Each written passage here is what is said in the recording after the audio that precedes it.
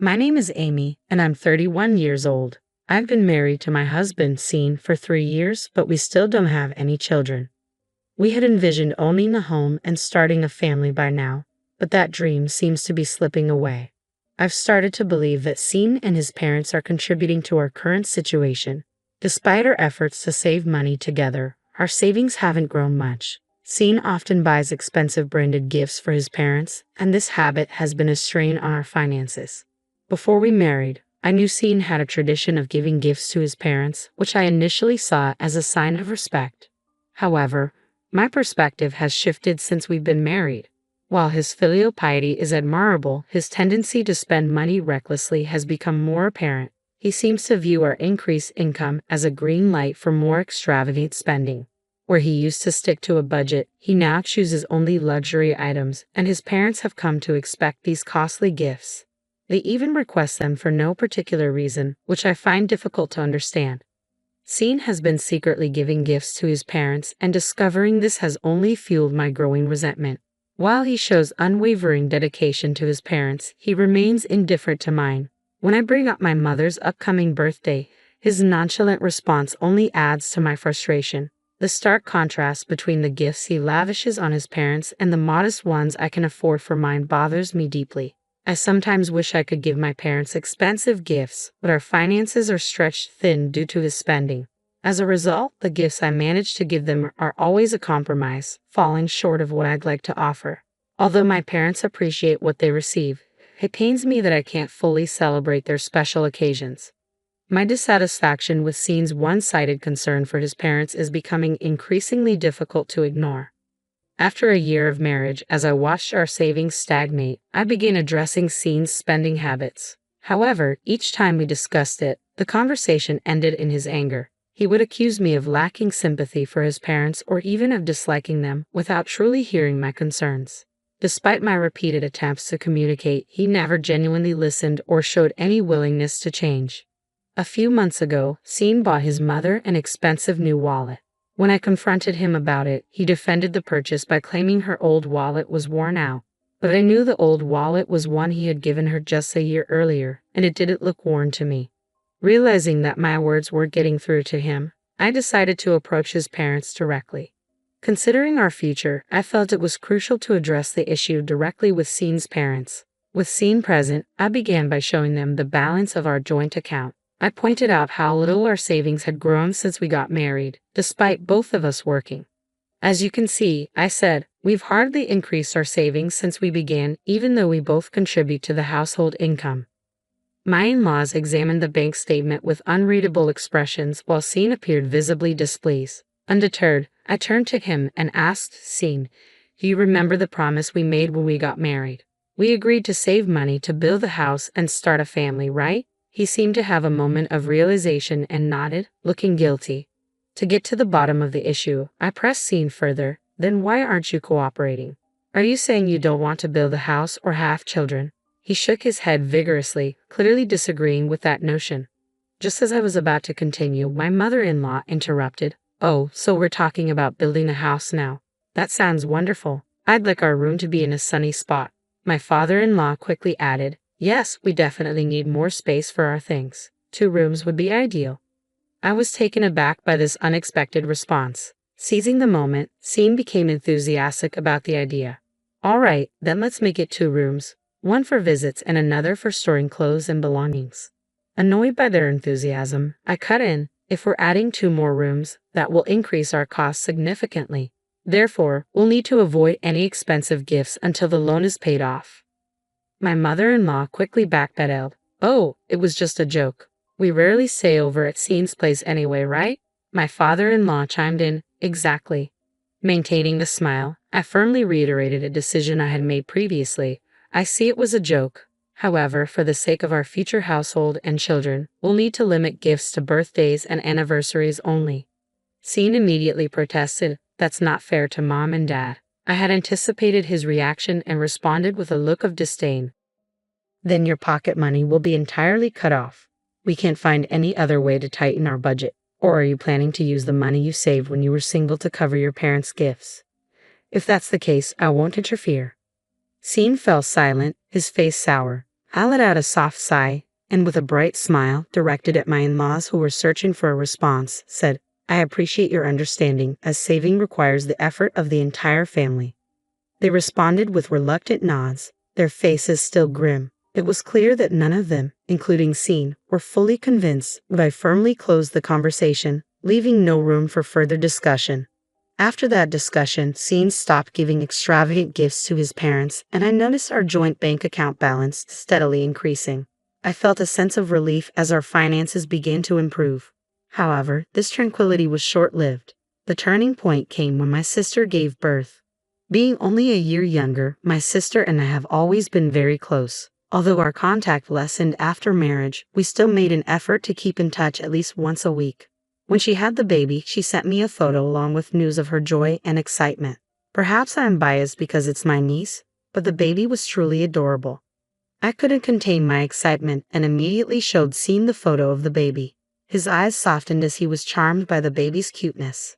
I felt a wave of relief at his reaction. Although he had always said he liked children, I had my doubts about whether he truly meant it. I worried that his reluctance to save money was due to a lack of interest in having children.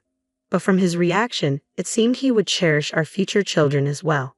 Feeling reassured, I remembered something and said to Scene, who was still admiring the photo, "I've already sent my sister a gift and some money for the baby." His expression immediately darkened and he glared at me with clear dissatisfaction. "You restrict gifts to my parents but spend so much on your sister," he said, clearly upset. As I stood there in shock, he continued to complain, "And you sent it without discussing it with me." His self-righteousness made me lose my temper, and I responded sharply, "How can you say that when you always secretly give gifts to your parents? This is for a baby celebration, not for no reason at all. If you can't accept that, then let's agree to stop giving gifts entirely." I worried that I had overstepped, but the words were out, and I couldn't backtrack. Perhaps the idea of being forbidden from giving gifts was too much for him to accept, but he didn't argue further and fell silent. His face remained displeased, but I took it as a sign that he had reluctantly agreed. A few days after our argument, I received a call from my mother-in-law. As soon as I answered, she started with, "I heard your sister had a baby." Realizing my husband had shared this news, I confirmed, "Yes, that's right." I expected her to offer congratulations or chat about the baby, but instead, she asked, "So, I heard you gave her a present. Is that true?"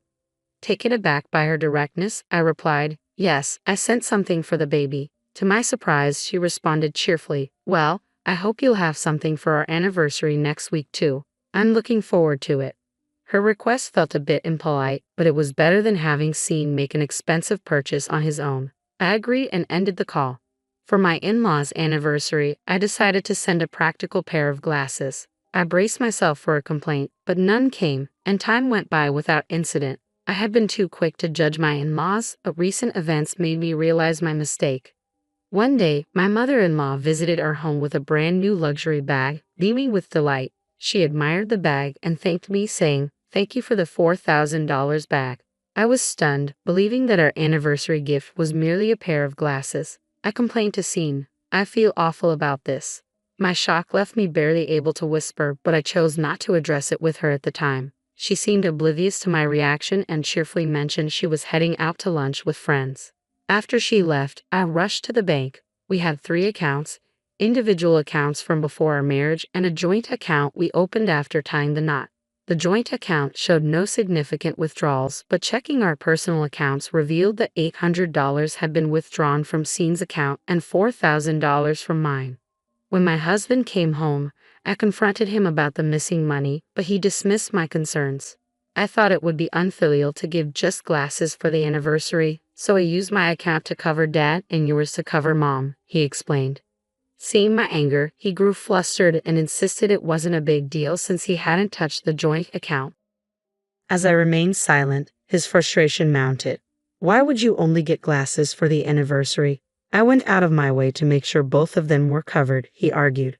Realizing the conversation was going nowhere, I grabbed the carry bag I had packed earlier and quickly left the house. I could hear him shouting behind me, but I ignored it and walked away.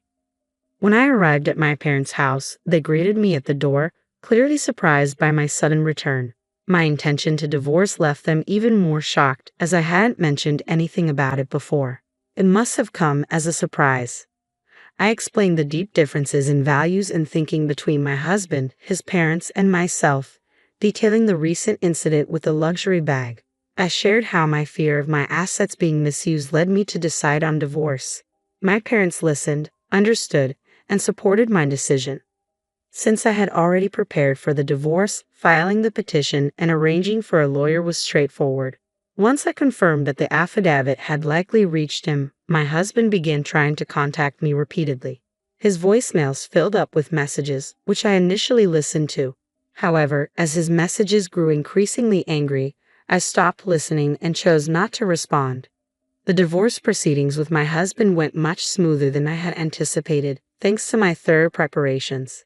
Since we worked in different departments of the same company, news of our divorce spread quickly. Although he attempted to claim that I left of my own accord, his lies were quickly disproven. I had already informed my boss and colleagues about my intention to divorce, along with the reasons and the issues with my husband and his family. Despite any false information he might have spread, my boss and colleagues, who knew the real story, promptly refuted it. My husband only made things worse for himself by propagating falsehoods. He faced cold stares from colleagues and was pressured by his boss to resolve the matter quickly.